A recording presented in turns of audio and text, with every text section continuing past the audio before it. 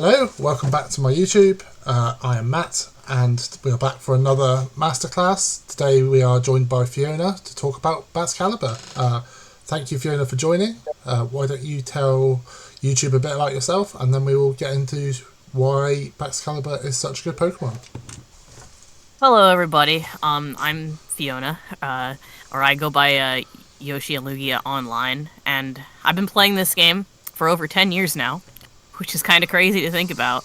But yeah, today we're going to be talking about one of my favorite guys from Gen 9, Baxcalibur, who at launch maybe he looked like a little bit deceptive because ice types always have a bad rep, but he actually is really strong in Scarlet and Violet, especially thanks to Terra and new items a lot. So he's just been one of my favorites.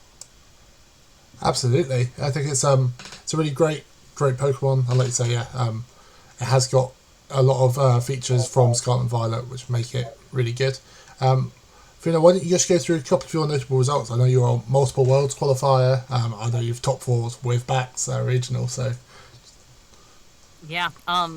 So my I've qualified for Worlds in 2018, 2019, 2022, and 2024. Unfortunately, I couldn't attend the 2024 World Championships, but my best result is with Baxcalibur. It was top 4 at Fort Wayne 2023. It was the first tournament in Regulation C, and yeah, most of that basically through Scarlet and Violet, I just kind of like this Pokemon. Like even way back as to Reg A, and Reg C is it was good there too. Another good result I had was Knoxville 2024.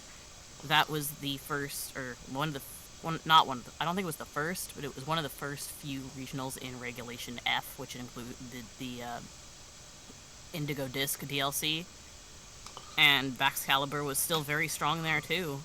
Its coverage was very strong, and it definitely was one of the key factors in my top 16 performance. absolutely. So yeah, without further ado, we'll get into what makes Baxcalibur so good. So these are some of my rudimentary notes. Fiona will obviously expand these a bit, but obviously we know it's a pseudo legendary 600 BSD, really good.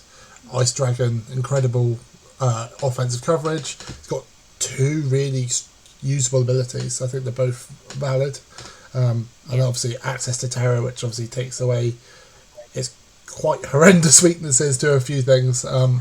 And then so items movable. I think Clear Amulet and Loaded Dice are both pretty good on it. So Freya, why don't you tell people why Baxcalibur's good? So this thing is deceptively bulky. Like if you look at this thing in its base stats, it just has a ton of HP, like 115, and then 92 and 86 defense and SPDF, respectively. So even though, like, 87, which, I mean, is still... It's not, like, a turbo fast speed tier, whereas, like, over 100, but 87 is still really strong, especially if you can also boost your speed with Dragon Dance if you want to go that route, or just have a priority move in Ice Shard. And then the nasty thing about it, it's got 145 attack with a signature move of 120 base power in Glaive Rush and Stab, and that does a lot of damage, especially with Helping Hand. Absolutely, yeah. It's like you say, it's got a lot of moves it can run. It can run loaded dice stuff, so Icicle Spear and Scale Shot. It can run obviously more traditional Clear Amulet, which was I think a bit more common to start with, which is you probably run Glaive Rush, Ice Move, but probably Icicle Crash, and then you can have your priority in Ice Shard. You can run Setup with Swords Dance or Dragon Dance. It's just it's really impressive in sort of its versatility. When we go into some of the builds later on, we'll see like it's been run in a variety of different ways. And obviously the abilities on it both are amazing. I know. You're more of a thermal exchange user? Yeah, Traditionally. I think the fact that you can have 145 attack and not be hindered by burns is huge. Absolutely. Especially since that's the common way of dealing with like physical attackers now, like Kali Ice, for example, is susceptible to burns. Not to mention you can switch in on a fire move. I know the downside about the fact that it's part ice type means it doesn't resist the fire, but you can come in on like a Flare Blitz from Incineroar and get a free +1, and then make it so that you basically have a permanent helping hand on your Glaive Rush or other attacks.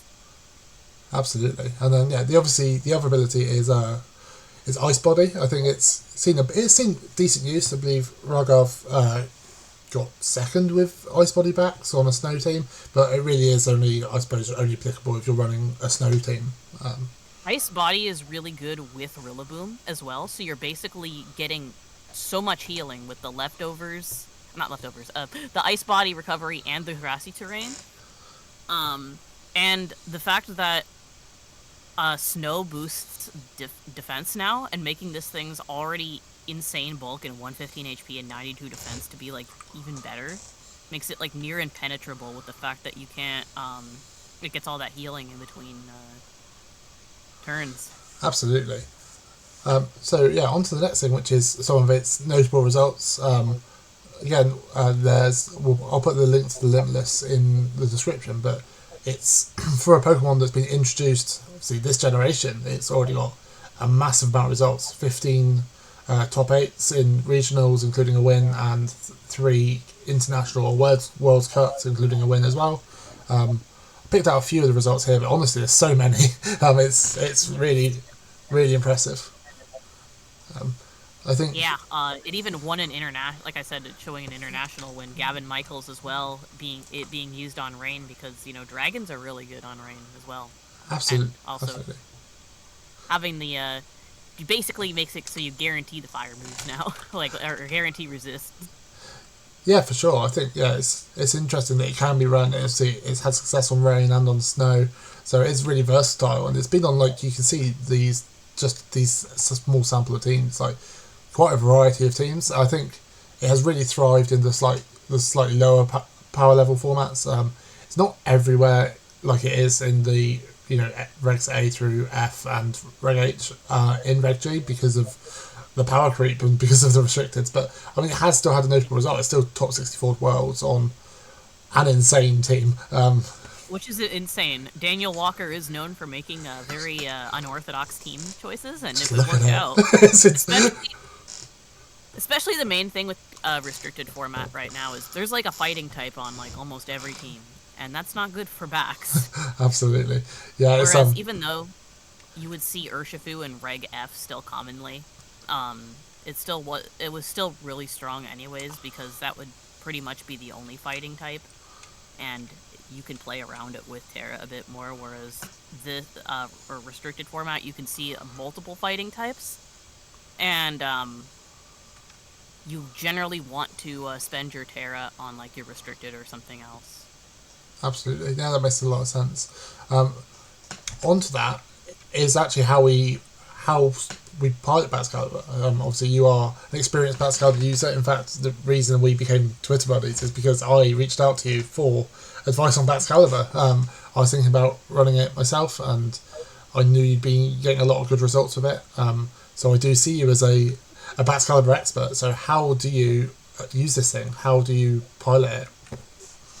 So the three main sets on how you pilot it are the Clear Amulet set, which basically is self-explanatory. You don't get hindered by Intimidate, and you have 3 strong attacks with Protect to get through.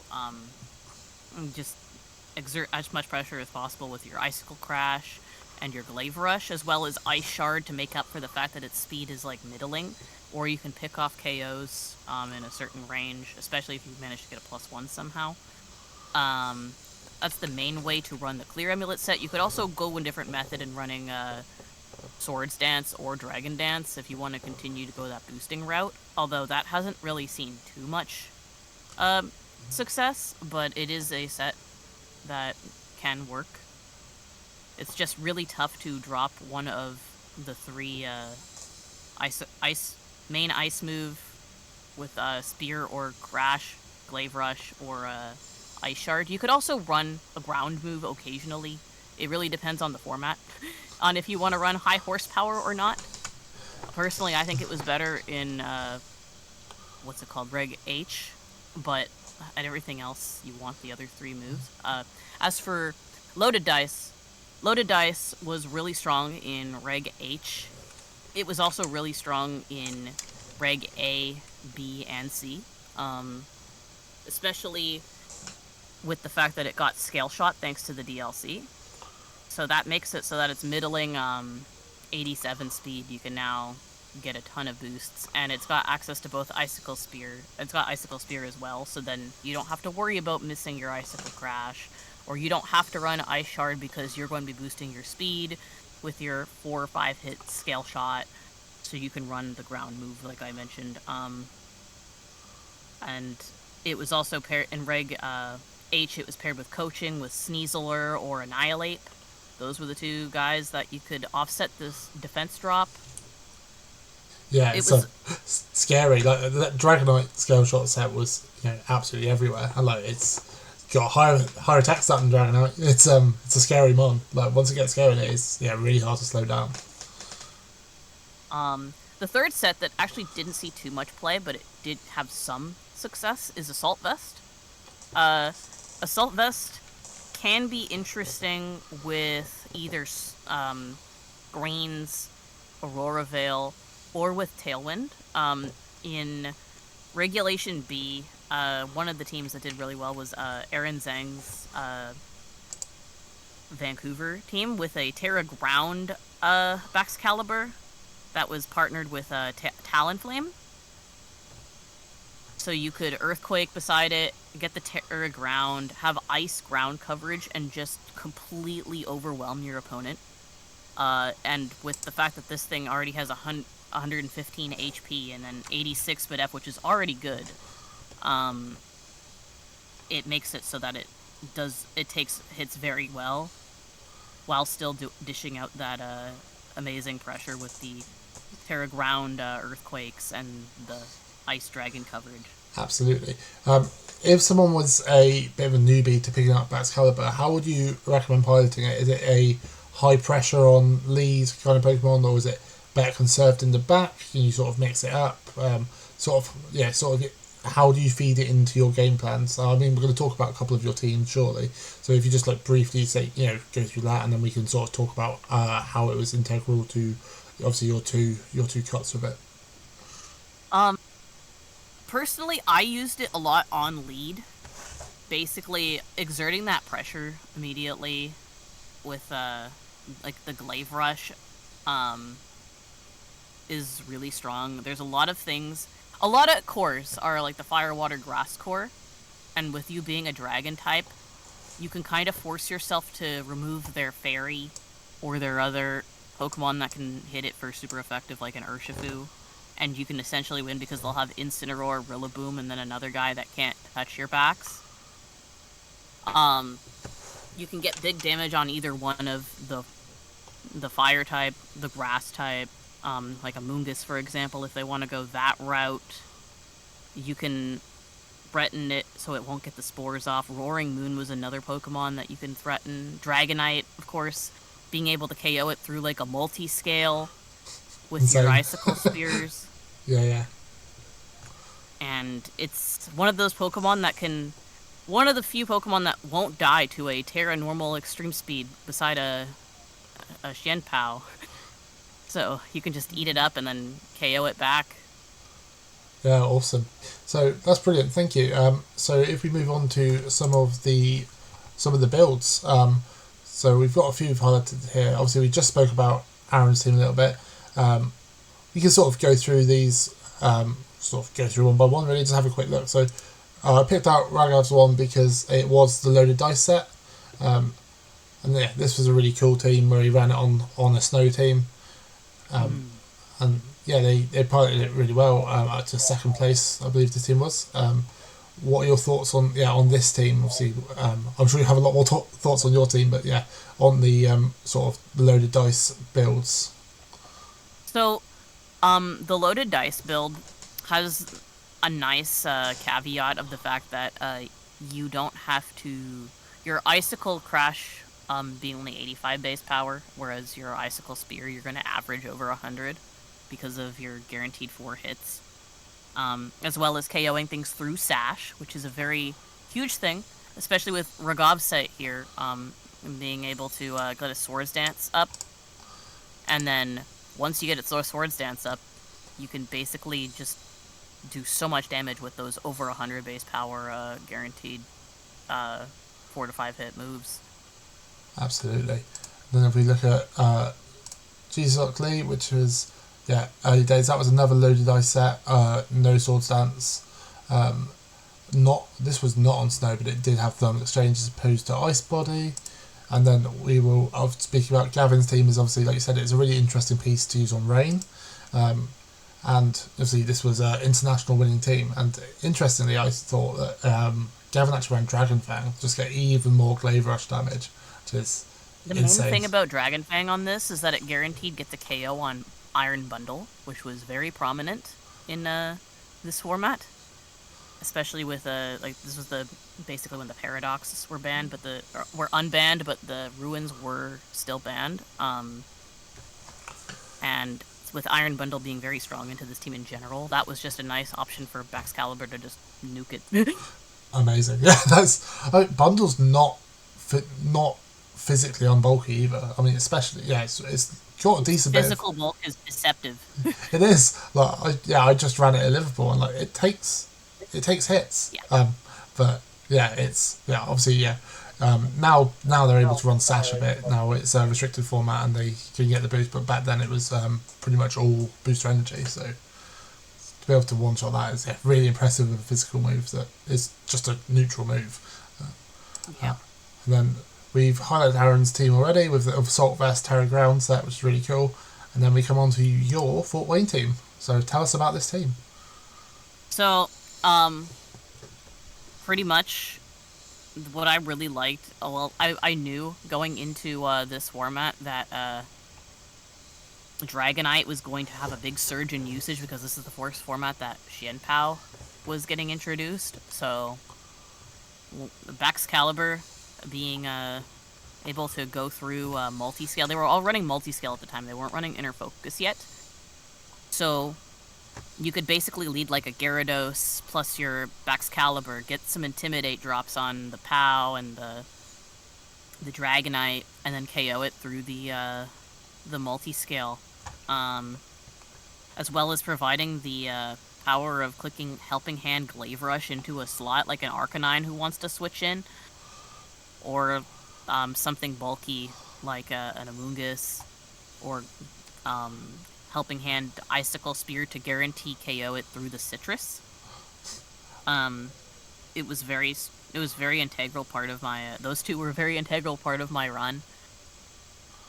Absolutely, it's it's a really cool team. And, like, the Gyarados set is really cool. The No Protect Helping Hand. It's really cool that. Like, you identified obviously the things you could pick up with Helping Hand boosted moves. I'm sure Chi-Yu probably loves Helping Hand as well. Were you booster special attack or booster speed on Flutter?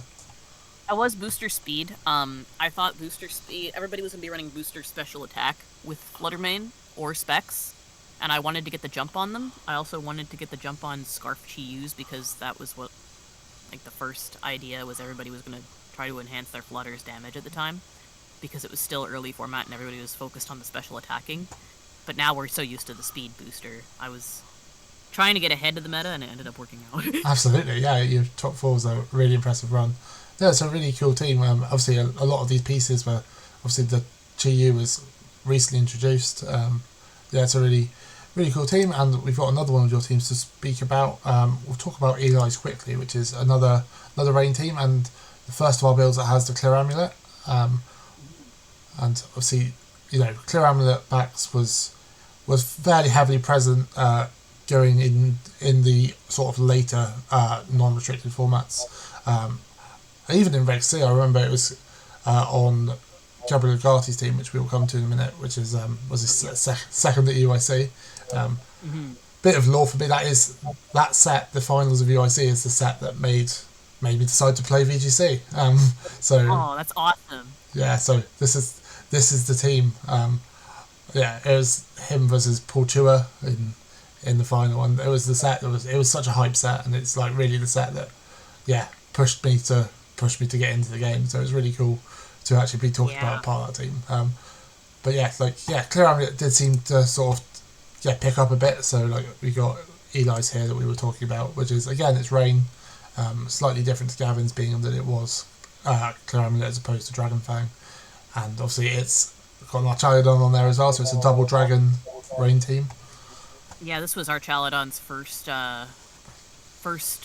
regional it was legal in, because that was the beginning of Indigo Disc.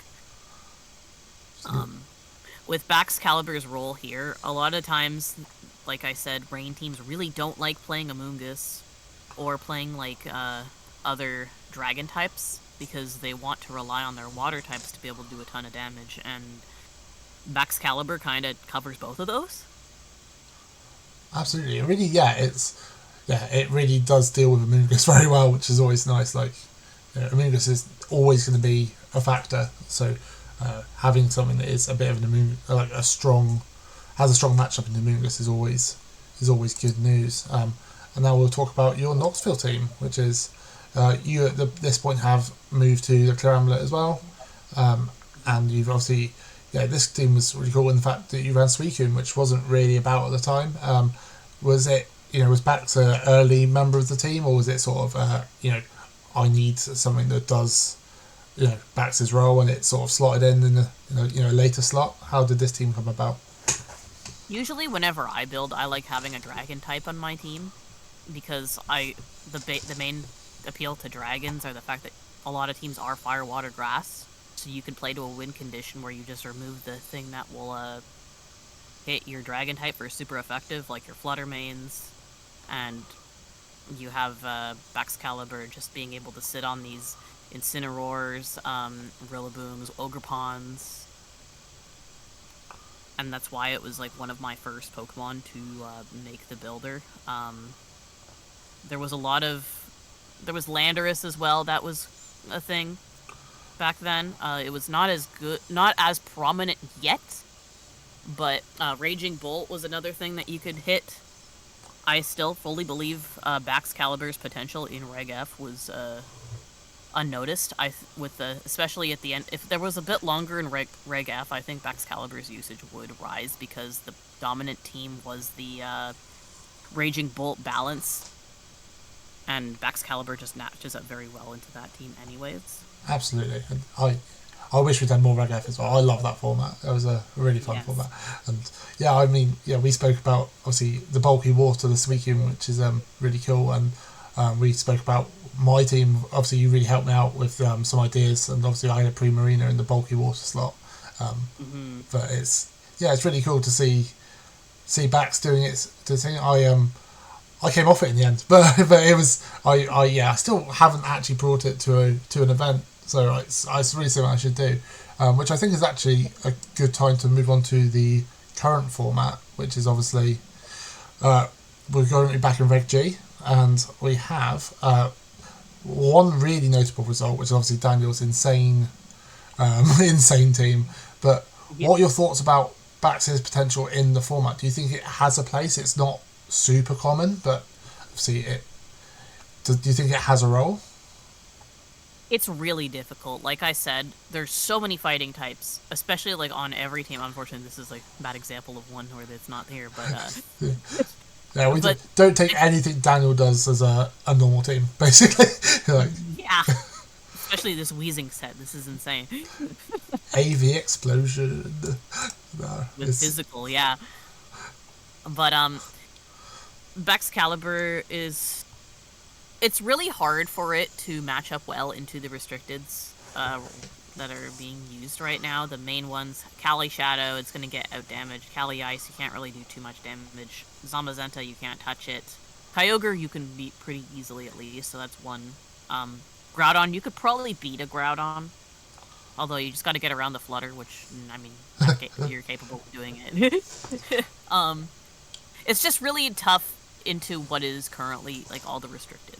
And that's the only thing that's holding it back, unfortunately. Just it's typing into what's good. For sure. I think, like you say, like, I'm sure people will find niches for it, but it is, like you say, very hard for it to find its I do think the best... Oh, sorry, I didn't mean to cut you off. No, of course, carry on. if Baxcalibur does have some success, I wouldn't be surprised to see more Kyogre builds. That would be good with it. Because as we see, it's done universally well on Rain. It does do well into all the grass types that Kyogre hates to play versus. A lot of the current Kyogre teams opt for Roaring Moon as the dragon type because that provides Tailwind for the Kyogre. Whereas I think you can see a potential for like a Tornadus with a Kyogre and Baxcalibur if you want to go that route with the dragon. For sure, yeah, because that would obviously offset it being in a lower speed tier for this format. That obviously having Tailwind would really help out on that situation. So that makes a lot of sense. Yeah. And then finally, we'll just talk about the main prominent Reg H Baxcalibur team, which was Jones' team. This was everywhere by the time. Obviously, Lille was when Joan got top 4 with the team, and then by the time I went to Birmingham, I went with a bad Baxcalibur Volcarona matchup, and I had a very hard time facing it. So I know Dance guys faced it a lot in Reg H, and it was a scary team. This team was common and it was really good, and Baxcalibur was a star member. Just having the coaching beside the Sneasler and then the Scale Shot, and then with the Terra Ghost as well, making it so it resists Sneasler's coverage outside of Throat Chop. And then even then Throat Chop won't really kill. It'll do a lot of damage with Stellar, but that's really it. Or Terra Dark, I guess, with the Psy-Spam builds that were going around with Indeedee Mail. But having it so that they can't fake you out in the beginning and then go for, or like Arch would want to body press you, and you can just get around that with your coaching plus Terra Ghost, either Scale Shot or Icicle Spear into the Pelipper slot. And it was just really good. Like I said, still good into Fire, Water, Grass. You could KO Sneasler through the Sash, which was the big appeal. Sneasler was literally everywhere. Oh yes, it was. I used it as well. I wasn't immune to the appeals of Sneasler. It was really strong in the format. But having anything, I think that's why that Dragonite build picked up so much. It's just the ability to one-shot Sneasler through Sash was just super important. And I think I love what Joan did with this team. It was super strong, and then it was just one of the teams to prepare for from that point onwards. And now we're going to go on to just some of the partners, just so sort of you are a fairly prominent Baxcalibur builder. So obviously we'll talk about sort of how you build Baxcalibur. Obviously we've already discussed Reg G a little bit, which is a bit harder. As sort of you alluded to, like the main restricted it works with is Kyogre here, and you can see sort of the rain partners: Tornado, Urshifu, Rillaboom, Yordengo even. But really, obviously, outside of restricted meta, where it's going to be, possibly a bit more effective. Like, how would you build yourself a Baxcalibur team? So what I really like about Baxcalibur, it goes very well with Golden Go. That's the Pokemon that you like to build it with because their typings complement each other really well. Golden Go being immune to the fighting moves that Baxcalibur hates a lot, or as well as the fact that Golden Go can just deal with these fairy types and just blow them up back. That's mainly what I liked building it with. I didn't like it as much with King Gambit because King Gambit shared the weakness. For sure, yeah. So pair it with a strong steel, and then one thing that is obviously in all of these bits of data is Rillaboom. So Rillaboom's a great Pokemon in pretty much every situation, but I know you ran it with Rillaboom. I just think that nice synergy between those two. I think that's probably, would you say that's like a pairing, a Steel, a Baxcalibur, and like a Rillaboom would be a good starting core for anyone looking to build backs in obviously in a lower powered format? Yeah, Rillaboom threatens these Urshifu a lot, which is what one of Baxcalibur's annoying matchups. As well as the fact that Baxcalibur scares a lot of the flying types that Rillaboom hates, like the Tornadus, the Landorus, and other dragons that Rillaboom can't really touch either. They just complement each other well, and I think those three are like really good together: Golden Go, Rillaboom, and Baxcalibur. That's what I brought to Toronto, and it was really strong. Absolutely.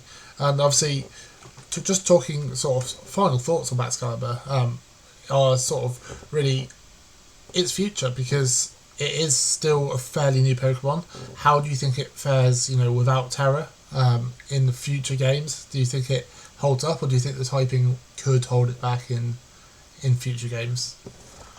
I think that it will still be good without Terra. It losing Terra does hurt, because ice is it's kind of ice typing's fault that it doesn't really resist too much. Like, it doesn't add too much resistances. Well, it doesn't resist anything, but outside of itself. But and it adds the weaknesses that Dragon doesn't like the unnecessary fighting weakness. But I still think it will be a strong Pokemon in a regional dex format in the newer game. Hopefully the next gimmick of the next game will be beneficial for Baxcalibur. I don't know what they could do with it, but we shall see. Not being able to tear it out of the ice typing does suck, but it will still the base stats and the move pool it gets will still be able to make it have success, and the items as well, with Clear Amulet, Loaded Dice, and Assault Vest alike, are all strong items on it that will elevate its presence. Absolutely. Great. Well, that brings us to the end of our Baxcalibur Masterclass with Fiona. Thank you so much for joining me. Really appreciate it, and chatting about this really cool Pokemon. Just any shout outs from you, your socials, anything you want to plug, and then we will get out of here. Yeah, if you're interested in following me on whatever I do, I don't go to too many regionals right now, but I'm hoping to go for Worlds in the 2026 season for San Francisco. If you want to follow me on Twitter at Yoshi and Lugia, as well as I haven't really streamed on Twitch in a while, but hopefully I'll be able to stream a few global challenges or any draft leagues like World Cup, NPA, stuff like that. They'll be on my channel at twitch.tv/Yoshi_and_Lugia.